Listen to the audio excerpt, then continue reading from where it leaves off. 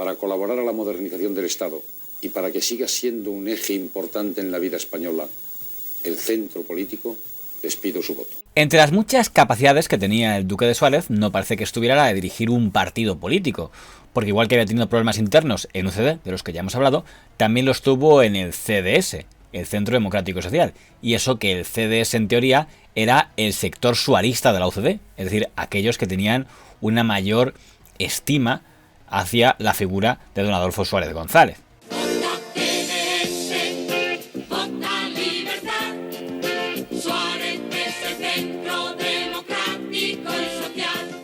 El CDS consiguió buenos resultados en 1987, cuando se erigía como partido de centro que estaba frente a unos y frente a otros, frente al PSOE y frente a los populares. En 1989 cambió de opinión y decidió que el CDS pactara en toda España con el Partido Popular, seguramente para conseguir que su delfín, don Agustín Rodríguez Sagún, fuera elegido alcalde de Madrid, a pesar de ser tercera fuerza, gracias a los votos del Partido Popular. Tras el juramento. Cumplir fielmente las obligaciones del cargo de alcalde con lealtad al rey y guardar y hacer guardar la Constitución como norma fundamental del Estado. ¿Tienes que te lea las hojas del madroño, Adolfo? Agustín, bonito. Serán las hojas del té, Agustín. No, Adolfo, no. Las del madroño. Yo siempre leo las hojas del madroño. Sin embargo, en 1990 volvió a cambiar de opinión y en el Congreso de Torremolinos decidió que el CDS solo podía pactar con el PSOE y debía definirse no como un partido liberal, sino como un partido progresista, lo que Suárez llamó el liberal progresismo, la percha con el PSOE. El pacto con el Partido Socialista, los acuerdos con el Partido Socialista, y usted ya sabe que hay gente incluso que dice que a lo mejor Suárez y su partido terminan integrados en el PSOE. Para abrir boca. Primero, ¿dónde está Suárez en el CDS? Un partido de centro progresista, social liberal, como nos hemos definido en nuestro último congreso. Esta es una decisión que tomo por razones fundamentalmente familiares y personales, largamente meditadas y valoradas con el presidente de mi partido, Adolfo Suárez, y que se la comuniqué definitivamente hace unos días. En las elecciones municipales de 1991, los candidatos estrella del CDS eran don Carlos Revilla, un exdirigente del PSOE, como candidato para presidente de la Comunidad de Madrid. Creemos que las pruebas de acceso a la universidad, llamadas coloquialmente pruebas de selectividad, no cumplen los objetivos por los cuales o para los cuales fueron implantadas. Y don José Ramón Lassué, el fundador del antiguo Partido Socialdemócrata de la Transición, como candidato a la alcaldía de Madrid. Tenemos esta tarde con nosotros al cabeza de lista del CDS del Ayuntamiento de Madrid, José Ramón Lassué. ¿La falta de Agustín Rodríguez Sagún va a pesar negativamente en los resultados electorales? Obviamente sí, pero no sabemos cuánto.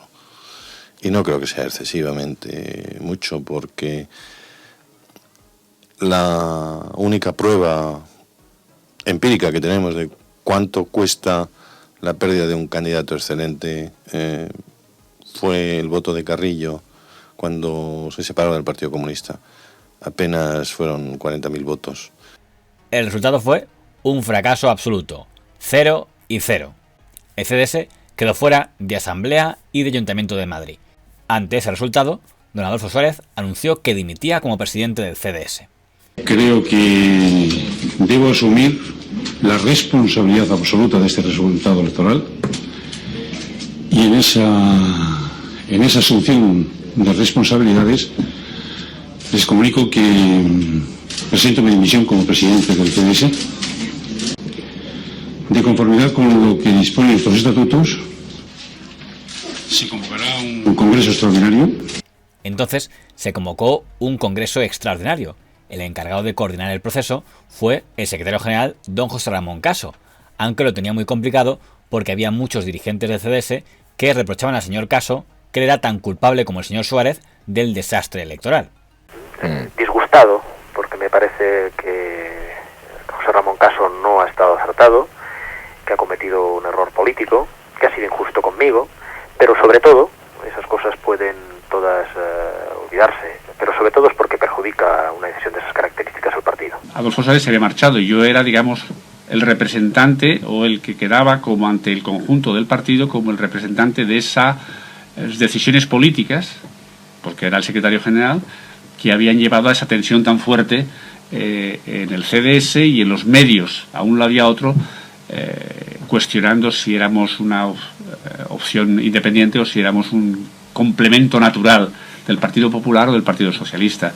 El señor Suárez defendió que el futuro del CDS era mantener la estrategia de convertirlo en un partido progresista y propuso como su sucesor a don Raúl Morodo, el que fuera secretario general del Partido Socialista Popular de don Enrique Tierno Galván, que se había pasado al CDS, y como secretario general que siguiera don José Ramón Caso. Pero la figura del señor Caso generaba mucho rechazo y un dirigente crítico, don Antoni Fernández Teixido, presentó la llamada Plataforma Renovadora, con la que se presentó a sí mismo como candidato alternativo para la Secretaría General. Para intentar evitar que hubiera una disputa de varias listas, don Adolfo Suárez convenció a don José Ramón Caso para que se retirara y para que en su lugar la nueva secretaria general fuera doña Rosa Posada. Pero no solo no hubo consenso, sino que hubo otra lista alternativa, una que presentaba como candidato a presidente a don Rafael Calvo Ortega y como candidato a secretario general a don Rafael Arias Salgado. Por tanto, había 2 candidatos a presidente y 3 candidatos a secretario general. Hubo 2 candidaturas.